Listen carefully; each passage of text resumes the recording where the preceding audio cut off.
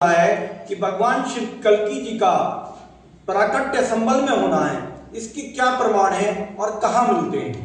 इसके प्रमाण तो बहुत हैं, एक नहीं कई प्रमाण हैं।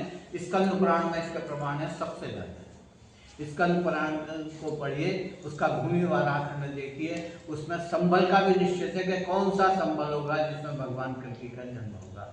भगवान कब आएंगे, कैसे आएंगे, कहाँ आएंगे, किस परिवार में आएंगे, पूरा जिक्र मिलता है। कुछ थोड़ा सा अंश भागवत के 12वें स्कंद में मिलता है, भविष्य पुराण में मिलता है, विष्णु पुराण में मिलता है, कल्कि पुराण स्वयं एक उपपुराण है, उसमें पूरा जिक्र है पूरे जीवन का कल्कि भगवान के। और देखिए एक मोटी सी बात है कि रामायण आप ध्यान से पढ़ें तो रामायण में चौपाई है, रामायण शतकोटि अपरा कल्प कल्प प्रति राम अवतार। इसका मतलब कि हर कल्प में राम का अवतार होता है, लेकिन राम जब भी धरती पर आते हैं सदा अयोध्या में आते हैं, कभी कहीं और कभी हरिद्वार में आए हो, काशी में आए हो, उज्जैन में आए हो, ऐसा कभी नहीं होता। वो राम का निज धाम है, राम जब भी आएंगे अयोध्या में ही आएंगे, ये शाश्वत सत्य है। इसी तरह कृष्ण का जो स्थान है वो मथुरा है, कृष्ण जब भी आएंगे मथुरा में ही आएंगे, कभी कहीं और आते ही नहीं। और कल्कि भगवान जब भी आते हैं इसी संबल में आते हैं, कहीं और आते नहीं। आज की स्थिति संबल की भले ही खराब हो गई हो, परिस्थितियां बदल गई हो, लेकिन संबल का जो महत्व है, जो हम पुराणों में महत्व पढ़ते हैं, संबल से ऊपर तो कोई जगह ही नहीं है। काशी भी संबल से छोटी मानी जाती है, इतना बड़ा प्रमाण है।